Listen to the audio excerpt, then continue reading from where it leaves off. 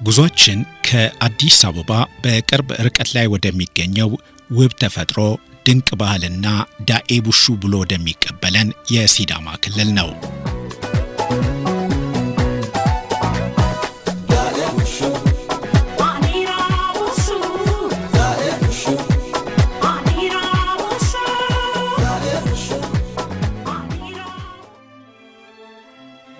የክልሉ ርዕሰ ከተማ ሐዋሳ ከአዲስ አበባ 275 ኪሎ ሜትር ርቀት ላይ የምትገኝ ሲሆን በሐይቅ ዳርቻ የተከተመች ውብ ከተማ ናት። ሐዋሳ ውብና ጽዱ ከተማ ነች። በሀገር አቀፍ ደረጃ በተካሄዱ የከተማ ሳምንት በተደጋጋሚ ከሀገራችን ከተሞች በጽዳቷና በውበቷ የቀዳሚነትን ዋንጫ ተሸልማለች።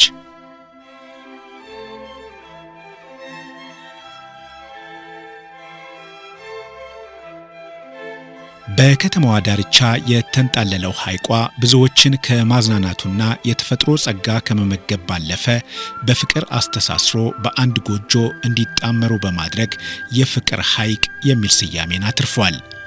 በፍቅር ሐይቅ 2 እና 3 ሆኖ ቤተሰብን ይዞ በቡድን በሀገርን ወቅ ፕሮግራም በመምጣት የጀልባ ሽርሽር በማድረግ የእግር ጉዞ በማድረግ በመዝናኛ ማዕከላቱ አረፍ በማለት መዝናናት ይቻላል። ሌላው ቀርቶ ድባቴ ውስጥ የሆነ ሰው ፍቅር ሐይቅ ብቅ ብሎ ራሱን እያደመጠ በተፈጥሮ ቢደመም ከድባቴው ራሱን አላቆ መመለስ ይችላል።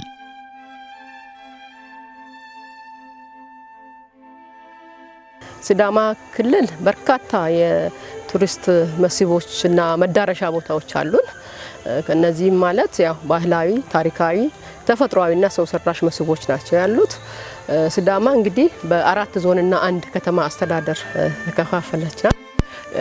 እነኚህ 4ቱ ዞኖችና በ4ቱ ዞኖችና ሐዋሳ ከተማ በርካታ በእያንዳንዱ ዞን እንኳን ገብተን ስናይ በጣም በርካታ የቱሪስት መስህቦችና መዳረሻዎች አሉ። ሐዋሳ ከተማን ስንጀምር ከሐዋሳ ከተማ እንግዲህ በጣም ጽዱ ውብ የቱሪስት መስህብ እና መዳረሻ ቦታ ናት እና አንዱም ደግሞ ከነዚህ ውስጥ ደግሞ ውብ ያደረጋት ሐይቋ ነው። ሐዋሳ መጠሪያው ራሱ ሐዋሳ ሐይቅ የተባለው ከሐይቁ ተነስቶ ነው። ሐዋሳን እንደ አንድ መዳረሻ ከወሰድን ሁሉም ፓኬጆችን መተግበር የሚችል ለምሳሌ የሐይቅ የውሃ ዳር ቱሪዝም፣ ሜዲካል ቱሪዝም የምንላቸው የኮንፈረንስ ማዕከላት ታሳቢ ያደረገ የማህበረሰብ አቀፍ ቱሪዝም፣ የባህል ታሪክና የቅርስ ማዕከል ያደረገ መዳረሻና የመሳሰሉትን ታሳቢ ያደረገ ፓኬጆች ተቀርጿል እና ያው ጠቅለል አድርገን በሰራነው ስራ እዛ አካባቢ ያለው የቱሪዝም ልማት እንቅስቃሴው በጥሩ ደረጃ ላይ መሆኑን መውሰድ ይቻላል።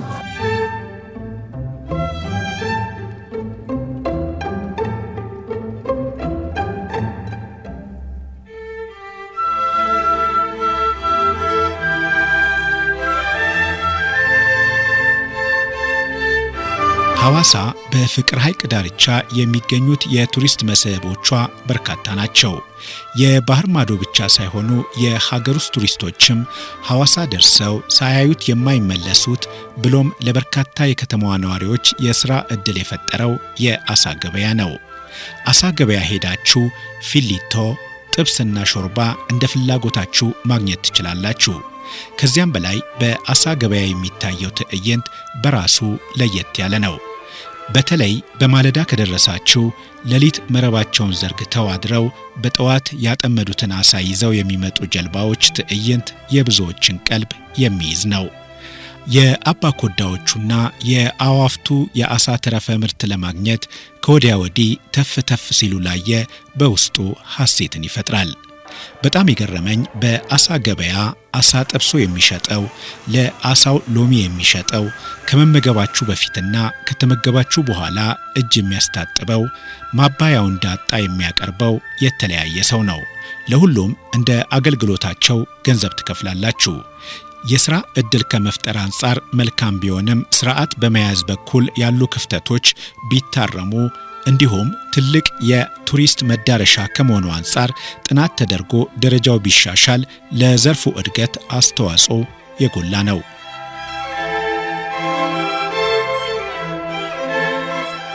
ከፖላንድ የመጡ ቱሪስቶችን በአስተርጓሚነት የምታገለግለው ጎብኚ ዳጣ በልታ የተሰማትን ስሜት እንዲህ ነበር የገለጸችው። It was fantastic, but I was very tired.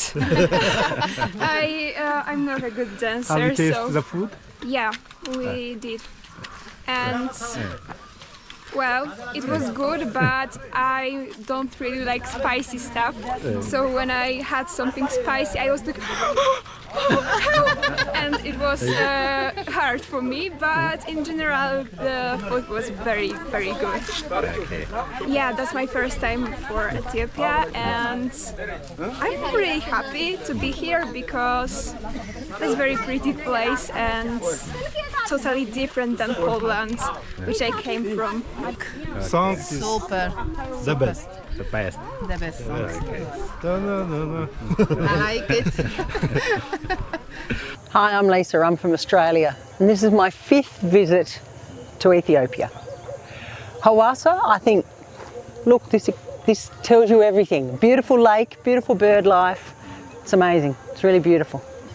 Hawassa city is really interesting. There's lots of things to do here. I think it's very clean. There are a lot of really friendly people. The food with the fish is fantastic. I've eaten so much food.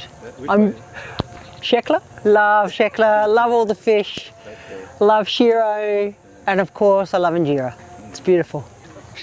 Everybody needs to visit Hawassa that comes to Ethiopia. Okay, thank you.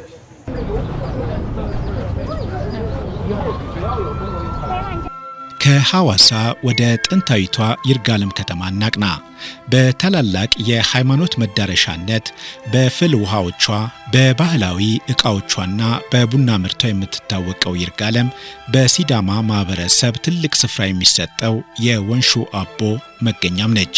በዚህ ስፍራ የሲዳማ አባቶች ባህላዊ ዳኝነት የሚሰጡበት ነው። ባህላዊ ዳኝነት የሚፈጸምበት ቦታ ነው። የሲዳማ አባቶች እዛ ጋር ሽማግሌዎች እርቅ የሚፈጽሙበት፣ ተጣላን የሚያስታርቁበት፣ ችግር ካለ የሚፈቱበት የአፍኒ ስርዓት የሚከወንበት ቦታ ነው። ትልቅ የክብር ቦታ ነው። በጣም የተከበረ ቦታ ነው። እዛም ሰው ሄዶ አፍኒ ስርዓት እንዴት ነው የሚካሄደው የሚለውን በአካል ተገኝቶ የሚያይበት አፍኒ እንግዲህ በፊልም ተሰርቶ ዓለምን እየዞረ ያለበት ሁኔታ ነው ያለውና ግን ይሄንን ደግሞ በአካል ቁጭ ብዬ ማየት አለብኝ ብሎ የሚመጣ የሀገር ውስጥም ይሁን የውጭ ሀገር ቱሪስት እዛ ቦታ ላይ መጥቶ ማየት የሚችልበት ነው። አሁንም ያው ብዙ ጎብኚዎች ይሄዳሉ። ሌላው ይርጋለም አካባቢ እንግዲህ ማህበረሰብ እዛ ጋር የማህበረሰቡ የቱሪዝም ማህበረሰብ እዛ ያለበት ነው። ሀናፋ የቱሪዝም እንግዲህ ቱሪስቶች ሄደው የውጭ ሀገር ቱሪስቶች በተለይም የውጭ ሀገሮቹ ቡና እንግዲህ ሲጠጣ ነው እዛ ጋር አልቆ የሚሄደውና ቡና እንዴት ተተክሎ ደርሶ ተፈልቶ ይጠጣል የሚለውን ነገር ፕራክቲስ የሚያደርጉበት፣ ቆጮ በምን አይነት ሁኔታ ተተክሎ እንግዲህ ፎልስ ባናና እያሉ ነው የሚያውቁት እነሱ፣ ግን ቆጮም ሆኖ የሚበላው ሲበላ እንግዲህ እና ተክሎ ያው በጣም ልዩነት አለውና ያ እንዴት ተደርጎ ይተከላል፣ እንዴት ያድጋል፣ ከዛ ካደገ በኋላ እንዴት ተቆርጦ ተፍቆ ይሰራል የሚለውን ቢያንስ ከዚህ አፋፋቁን ሁሉ እየተለማመዱ ፕራክቲስ እያደረጉ እያዩ ከዛ ተሰርቶ በልተው የሚሄዱበት፣ ቡናው ተለቅሞ ያ ተቀሽሮ ተቆልቶ ተፈልቶ የሚጠጣበትን ስርዓት በአካል እያዩ እነሱም በእጃቸው እየነኩ የሚያዩበትና ልዩ ስሜት የሚፈጥር ነው። በጣም ልዩ ስሜት በተለይ የሚቀምሱበት። በተለይ ደግሞ ቆጮ በጣም ጣፋጭ ስለሆነ እኔ በጣም የሚገርመኝ ሁሉም የመጣ ቱሪስት እሱን በደንብ በልቶ አጣጥሞ የሚሄድበትና ሌላ ጊዜም ተመልሰን እንመጣለን ይሄንን እናያለን ብለው የሚሄዱበት፣ በተለይ ውጪዎቹ የሀገር ውስጥ ቱሪስትም ይሄንን ከተማ ያለ አሁን ቆጮ ሲበላ ነው የሚያውቀውና እንዴት ይፋቃል፣ እንዴት ይጨመቃል፣ እንዴት ተሰርቶ ይበላል የሚለው ያው በርካታ አይነት አሰራሮች አሉ። ሲዳማ ላይ ያለው አሰራርና ሌላ ጋር ያለው አሰራር አንድ አይደለምና እንደ ሲዳማ ባህል ደግሞ ቆጮ ቡሪሳሜ ሆኖ ኦሞልቾ ሆኖ ጩካሜ ሆኖ እንዴት ይበላል፣ መበያዎቹ ምንድናቸው፣ ምን ይጨመራል፣ ጎጆ ቤቱ ላይ እንዴት ነው የተሰራው የሚለውን ነገር አይተው አድንቀው ተደስተው የሚሄዱበት ነው።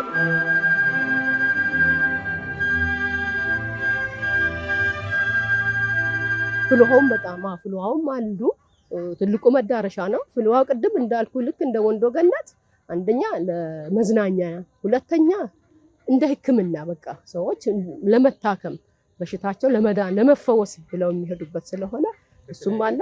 ከተለያየ አካባቢ በጣም ከብዙ አካባቢ የሚወጡበት እና እዛ ጋር ያው እንደ ጸበል ሌላው ደግሞ ቤተክርስቲያኖች በጣም ቅድም ብያለሁኝና በጣም የቆዩ አብያተ ክርስቲያናት ያሉበት ስለሆነ ጥንታዊ ከተማም ናት ይጋለም እና እዛ አካባቢ በጣም ብዙ ቱሪስት ሄዶ ማየት መጎብኘት የሚችልበት ቦታ ስለሆነ፣ ሁለተኛ ደግሞ መንገዱም ቅርብ ነው፣ አስፋልት ነው፣ ምንም የሚቸገር ብዙ ነገር ስለሌለ ያንን የሚያደርጉበት ነው። የውጭ ዜጎች ደግሞ ስታይ በእግር መሄድ ይፈልጋሉ እና ልክ አረጋሽ ሎጅ ላይ አልጋ ይዘው በእግራቸው ወክ አድርገው ዱላ ይዘው ትልልቅ አሁን ሽማግሌዎች ቱሪስት ካየን ከውጭ የሚመጡ አብዛኛዎቹ እድሜያቸው እየገፉ ስለሆነ አዎ በቡናና በእንሰት መካከል ውስጥ እያለፉ ይሄንን ፍሬሽ የሆነ በቃ ንጹህ የሆነ አየር እየማጉ የሚሄዱበትና እዛም ሄደው ቅድም ያልኳቸውን ነገሮች ፕራክቲስ የሚያደርጉበት ቦታ ስለሆነ እሱ አንዱ መዳረሻችን ነው።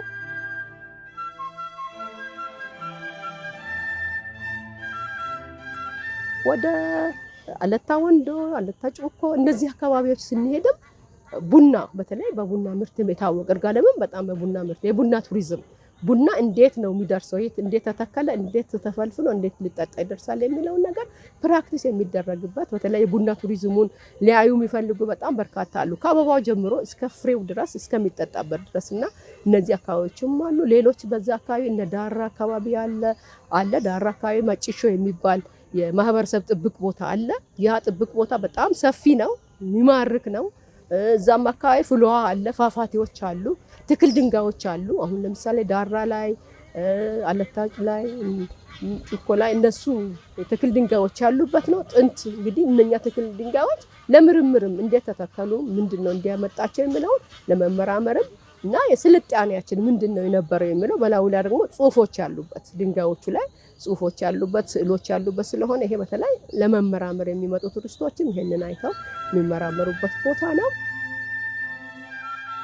በሲዳማ ከሚገኙ የቱሪስት መዳረሻዎች አንዱ ወንዶ ገነት ነው።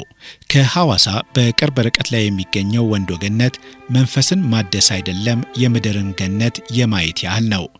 በመንገዳችሁ ሁሉ የምታዩት ፍራፍሬ ነው።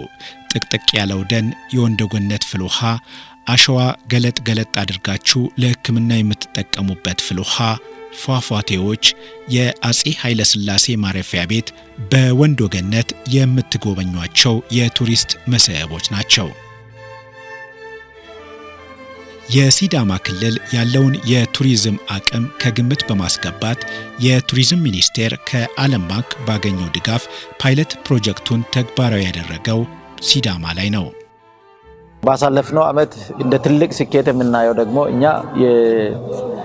ምን አለኝታዎች አሉን፣ ምን ምቹ ሁኔታዎች አሉን፣ አቅሞቻችን ምን ይመስላሉ የሚለውን እንደ ክልል የለየነው እንደተጠበቀ ሆኖ ግን በጣም ከዓለም አቀፍ ባንክ በተገኘ ድጋፍ በተለይም የኢፌዴሪ ቱሪዝም ሚኒስቴር ይሄን በፓይለት ፕሮጀክት ደረጃ በእኛ ክልል ነው ይሄ ስራ ሲሰራ የቆየው። ላለፉት 8 ወራት ወደ ሲሰራ በቆየው በተለይ የቱሪዝም ሪሶርስ ማፒንግ ሰነዶችን ወደ 3 የሚሆኑ ሰነዶች ተዘጋጅቷል። ከቢሮ ጋር በመቀናጀት የተሰራው ስራ አጠቃላይ በሲዳማ ውስጥ ያሉ በዚህ በፓይለት ፕሮግራሙም አካባቢ ያለው ነገር ጥሩ ተስፋ ሰጪ ሆኖ ነው ያገኘ ነው። ከዚህ ቀደም የተጀማመሩ ስራዎች ነበሩ። እዚህ ሶሬሳ ጉዱማለም የአፊኒ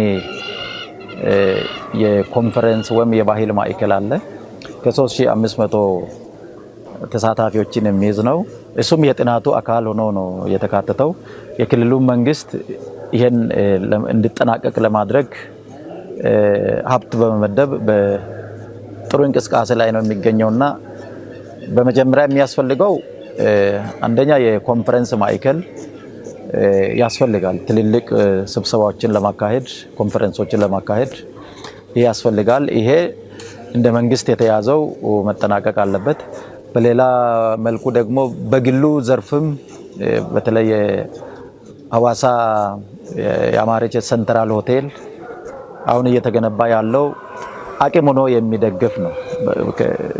ከ2500 ተሳታፊ በላይ የሚይዝ የኮንፈረንስ ማዕከላት ያሉት ትልቅ ሆቴል ነው እየተገነባ ያለው እዚህ ሐይቅ ስር። ያው በመንግስትም በግሉም ዘርፍ እነዚህ ተቋማትና መሰረተ ልማቶች እየተስፋፉ ይገኛሉ። ከዚህ ቀደም የነበረው ያው መለስተኛ ኮንፈረንሶችን የማስተናገድ አቅም አላት ሐዋሳ። እነዚህ ደግሞ አሁን እንደምቹ ሁኔታ ልናያቸው እንችላለንና ይሄን እያሰፋን እየጨመርን እንሄዳለን። መንግስት የራሱን ስራ ይሰራል። የግሉም ዘርፍ አሁን እየመጣ ያለው መነቃቃት እጅግ በጣም ጥሩ ነው። ውብና ማራኪ ሆነው የሲዳማ ክልል የኢኮቱሪዝም መዳረሻ ወደ ሆነው የቱሪዝም መስህብ አቅንተናል።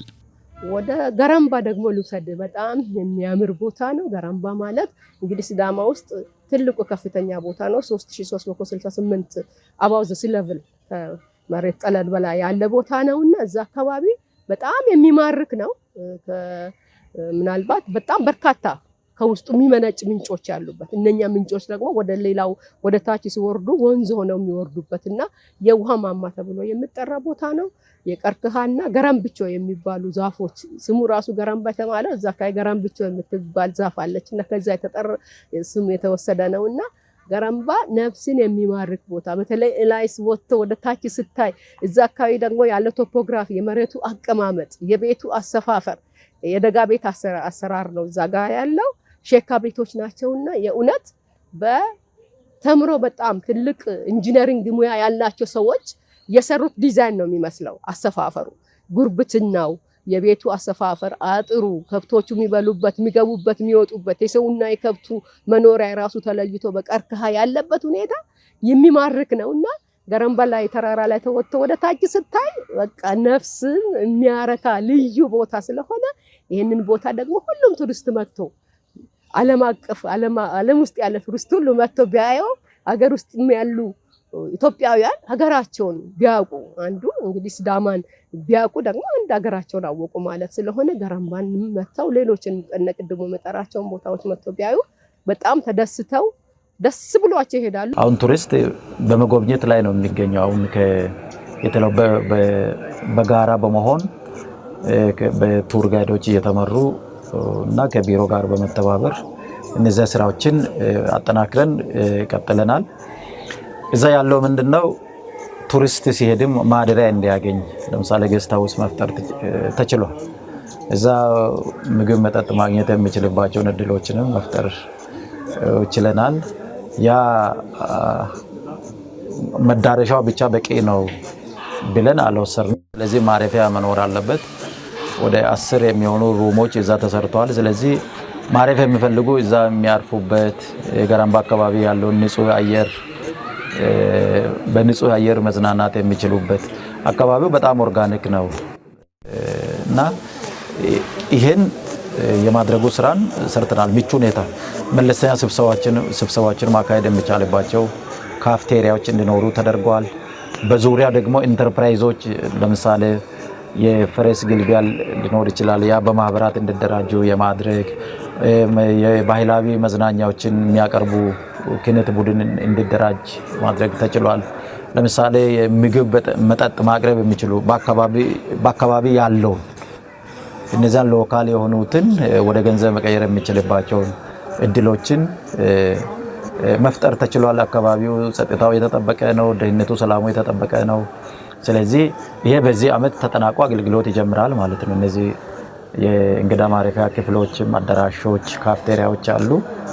እነዚህ ስራዎች ደግሞ መዳረሻው ላይ የቱሪስት ቆይታው እንዲረዝም የሚያደርግ ነውና የማህበረሰብ ተጠቃሚነትም በተጨባጭ እየተረጋገጠ ነው ያለው እዛ አካባቢ ያለው። ምክንያቱም ኢንተርፕራይዞችን ካደራጀን ማህበረሰቡ ከዛ ተጠቃሚ ይሆናል።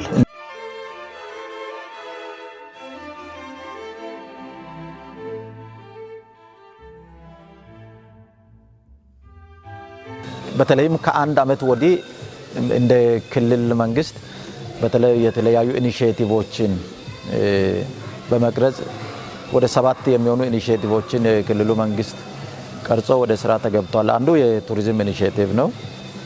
በስሩ የተለያዩ ፓኬጆች አሉት። ያ ታሳቢ የተደረገው ምንድነው የማቴቴ ጅሬኛ ተብሎ የሚታወቅ የቤተሰብ ብልጽግናን ለማረጋገጥ በእነዚህ ዘርፎች የወል ልማት የወል እድገት ብልጽግና እንደተጠበቀው ነው ቤተሰብን ተደራሽ ያደረገ መሆን መቻል አለበት። በነፍሰ ወከፍ በቤተሰብ ደረጃ መድረስ አለብን የሚል ሐሳብ አለ። ለምሳሌ በግብርናው ዘርፍ እነዚህ ኢኒሼቲቮች ተቀርጸዋል። በሌማት ትሩፋት የተቀረጹ ኢኒሼቲቮች አሉ። ሌላኛው ትልቁ ዘርፍ የቱሪዝም ዘርፍ ነው ሆኖ የታየውና ይሄ ኢኒሼቲቭ በመቅረጽ ወደ ስራ ገብተናል። እኛም ለዚህ የሚበቃ ቅድም የምናነሳቸውን አቅሞቻችንን ለምሳሌ ቱሪዝሙን ወደ ቤተሰብ እንዴት ማድረስ ይቻላል?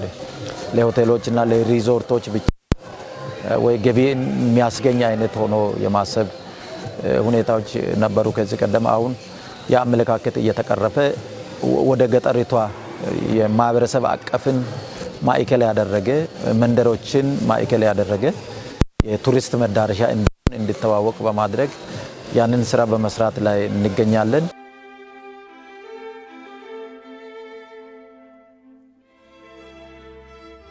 ሲዳማ ስትመጡ ሌላው የምትጎበኙት መስህብ የሎካ አባያ ብሔራዊ ፓርክ ነው። የሎካ አባያ ብሔራዊ ፓርክ ከሐዋሳ ከተማ በ68 ኪሎ ሜትር ርቀት ላይ የሚገኝ ሲሆን የቆላ አጋዘንና በርካታ የዱር እንስሳት የሚገኙበት ብሔራዊ ፓርክ ነው።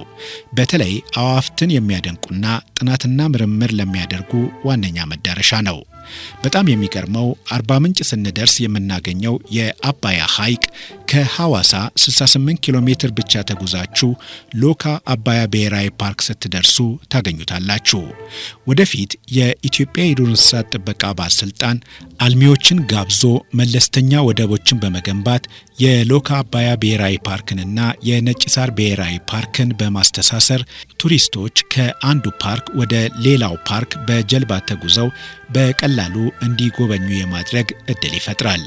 ዘመናዊ ጀልባዎች ከተስፋፉ አርባ ምንጭ የመጣ ቱሪስት በቀላሉ ሐዋሳን እንዲጎበኝ ማድረግ ይቻላል። ቱሪስት በባህሪው በመጣበት መንገድ መመለስ አይፈልግም። አዲስ ነገር የማየት ፍላጎት ነው ያለውና የሚመለከታቸው አካላት እንደ ቤት ስራ ቢወስዱት መልእክት ማስተላለፍ እንፈልጋለን።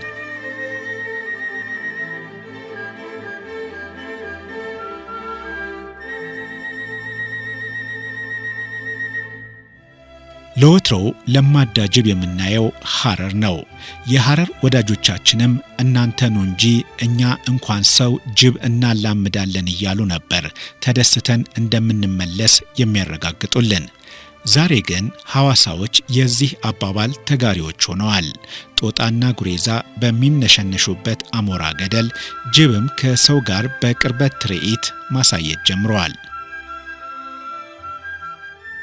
ከዚህ ቀደም የጅብን በቀን የማየት ዜና የምንሰማው ወደ ከሐረር አካባቢ ነበር። አሁን ደግሞ ሐዋሳም ያ ሆኖ አይተነዋል። አሁን ጅቦች ከሰው ጋር ተላምደው እንደ አንድ መዳረሻ ያለንበት አሉ። ጉሬዛዎች አሉ፣ ሌሎች ዱር አራዊትን የተለያዩ አዕዋፋትም እንስሳትም አሉ። እነዛ ደግሞ እንደ አንድ ቱሪስት መስህብነትም እያገለገሉ ይገኛሉ። ያንን ደግሞ ያው የተያዘው ስራ ካፍቴሪያዎችን ወደ ስራ እንዲገቡ የማድረግ ለማህበረሰቡ አገልግሎት እንዲሰጥ በቀላል ወጪ ማህበረሰቡ እንዲዝናናበት የማድረግ ስራዎች በዛ በኩል እየተካሄደ ነው። በአጠቃላይ ግን ይሄን የማልማቱ ስራ በቂ ነው ብሎ መውሰድ አይቻልም። አሁን ለምሳሌ በማስተር ፕላን ላይ የተለያዩ የዲዛይን ስራዎች የተሰሩባቸው ስራዎች አሉ። አጠቃላይ በ34 ሄክታር ወደ 34 ሄክታር የሚሆን አለ። ከዋናው የባህል ማዕከሉ ካለቀ ተጓዳኝ ስራዎች ከተሰሩ የማህበረሰቡን ተጠቃሚነት ያንን አገልግሎት የመስጠት ስራውን በስፋት በብቃት መስጠት የሚችል አቅምና እድል ያለው ቦታ ነውና ግን ጅማሬው ጥሩ ነው። በጣም በፏፏቴዎች የታደለ ነው ሲዳማ ክልል። በርካታ ፏፏቴዎች አሉት። ለምሳሌ ቦኖራ ፏፏቴ፣ ሎጊታ ፏፏቴ እና ከዛም በጣም ብዙ ፏፏቴዎች ነው ያሉ። ቁጥሩ ተቆጥሮ እንኳን ማልቁ ፏፏቴዎች ያሉበት ቦታ ስለሆነ ፏፏቴዎቹ የሚሰጡት ድምጽ ራሱ በቃ ልዩ ሙዚቃን ነው የሚያሰሙትና እነኚህ ቦታዎች በጣም ያምራሉ። እዛ ጋር እንግዲህ ሎጊታ ፏፏቴ አካባቢ ሎጆች አሉ። እዛ ጋር አድሮም ውሎም መምጣት ማየት ይቻላል። በእድር በተለያየ በትምህርት ቤት በሰፈር ሀገርን ክበባትን በማቋቋም በቤተሰብ ደረጃ እንግዲህ ክረምት ትምህርት ቤት ሲዘጋ መምጣት ይቻላል። መሀል ላይ ትምህርት ቤት ሲዘጋ አንደኛ ሴሚስተር ሲያልቅ መምጣት ይቻላል። ኢቭን እዛ ጋር ያለው ሌላው ብቻም ሳይሆን ኢቭን ሲዳማ ክልል ውስጥ ያለው ራሱ ከአንድ ቦታ አንዱን ቦታ ቢያይና ቢያደንቅ ቢመራመር ከአንድ አካባቢ ሌላው አካባቢ ያለውን ነገር በደንብ ቢያይ ጥሩ ነው።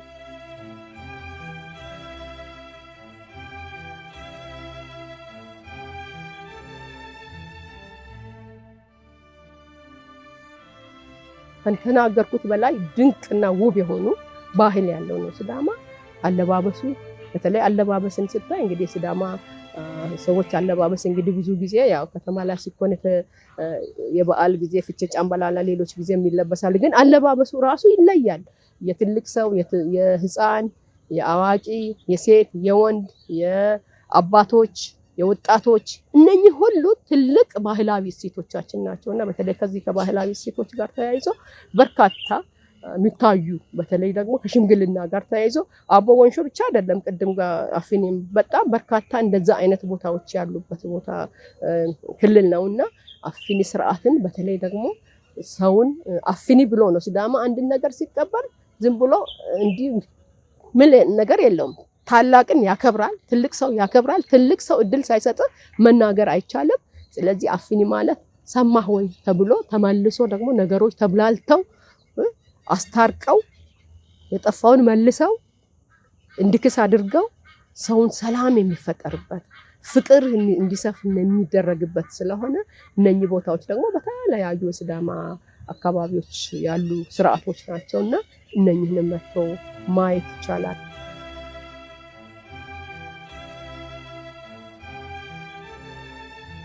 የሲዳማ ትልቁ በዓላችን ፍቼ ጫምባላላ ነውና በፍቼ ጫምባላላ ጊዜ ትንንሽ ልጆች ጧት ተነስተው የሚሉት አለ።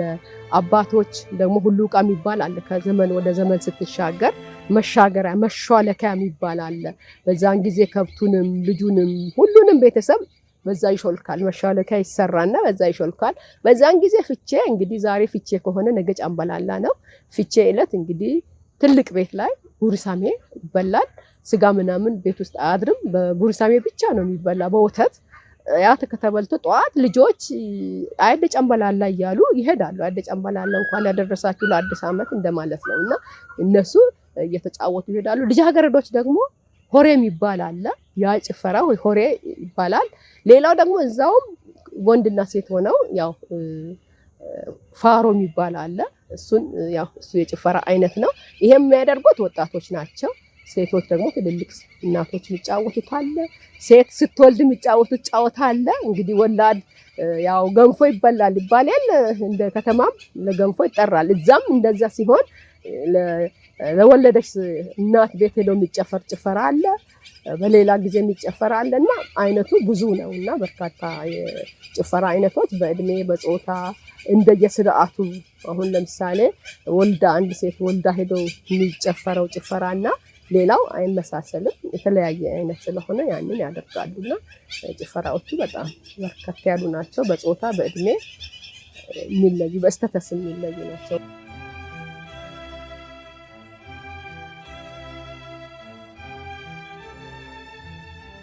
የሲዳማ ክልል ተፈጥሯዊ ባህላዊና ታሪካዊ የቱሪስት መዳረሻዎች አሉት። እነዚህን የቱሪስት መዳረሻዎች ለማስተዋወቅ የተለያዩ ስራዎችን ቢሮው ሲሰራ ቆይቷል።